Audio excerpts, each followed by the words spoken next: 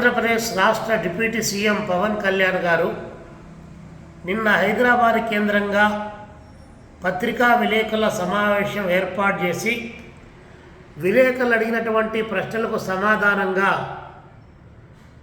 Professor Nageshwar గారు చేసినటువంటి విశ్లేషణను ఉద్దేశించి మాట్లాడుతూ అందుకే కమ్యూనిజం చచ్చిపోయింది అని చెప్పి తీవ్రమైనటువంటి వ్యాఖ్యలు చేశారు.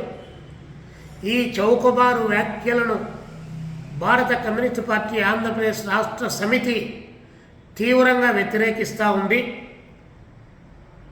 రాజకీయాల్లో ఏ సిద్ధాంత ప్రాతిపదిక లేకుండా కేవలం అధికారమే పరమావధిగా భావించి ఒకవైపున కులోన్మాద రాజకీయాలను, మరొక వైపున మతోన్మాద రాజకీయాలను, ఇంకోవైపున సనాతనవాద రాజకీయాలను పెంచి పోషిస్తూ అధికారము కుర్చీనే పరమావధిగా భావించేటువంటి పవన్ కళ్యాణ్ గారికి కమ్యూనిజం యొక్క వాసనలు ఎట్లా తెలుస్తాయని చెప్పి మేము అడుగుతూ ఉన్నాం.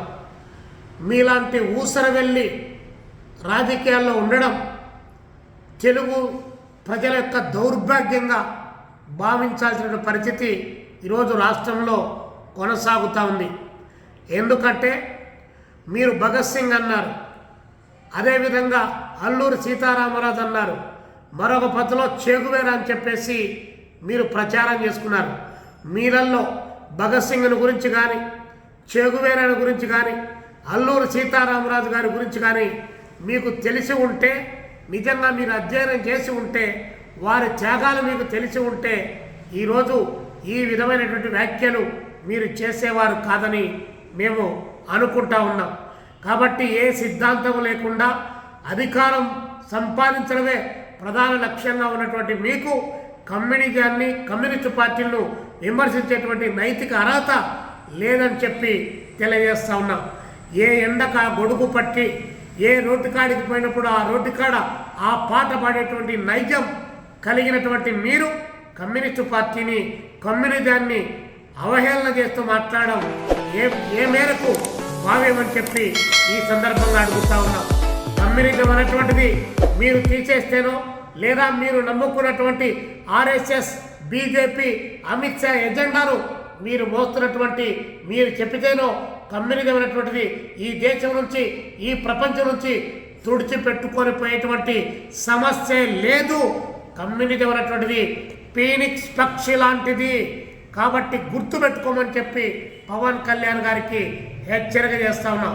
ప్రొఫెసర్ నాగేశ్వర్ గారు మీ పైన విశ్లేషణ చేస్తే, మీ రాజకీయాలపైన విశ్లేషణ చేస్తే ఆ విశ్లేషణ తప్పైతే తప్పని చెప్పాలి, కాదంటే నిర్ద్వందంగా ఖండించాలి.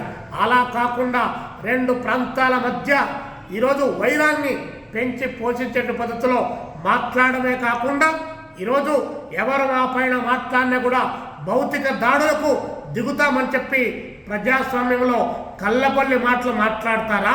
మీరు కాదా రెచ్చగొట్టేది? మీరు రెచ్చగొట్టడం లేదా? మీరు ఎన్ని మాటలు మాట్లాడారు? ఆంధ్రప్రదేశ్లో ఎన్ని రకాల బూతులు మాట్లాడారు? ఈ దేశం ఏమన్నా, ఈ రాష్ట్రం ఏమన్నా మర్చిపోయిందని అనుకుంటా ఉన్నారా? మీరు మాట్లాడినటువంటి అంశాన్ని మీరు మాట్లాడారని చెప్పితే మీకు కోపం వస్తుంది. ఉన్నది ఉన్నట్లంటే ఉలుకెక్కు అన్నట్లు అలా తయారైపోయింది మీ యొక్క ఆలోచన విధానం. కాబట్టి మేము కమ్యూనిస్టు పార్టీ పైన మేమందరం ఈరోజు కమ్యూనిస్టు పార్టీగా తీవ్రంగా వ్యతిరేకిస్తూ ఉన్నాం. మీ వ్యాఖ్యలను నిరసిస్తూ ఉన్నాం. మీరు తీసి పడేస్తే అది పోయేటువంటిది కాదు. ప్రజల యొక్క ఆలోచన విధానంలో పాదుకొల్పినటువంటి వారి యొక్క భావజాలం కమ్యూనిజం అనేటువంటిది గుర్తు పెట్టుకోవాలని చెప్పి పవన్ కళ్యాణ్ గారికి తెలియజేస్తా ఉన్నాం.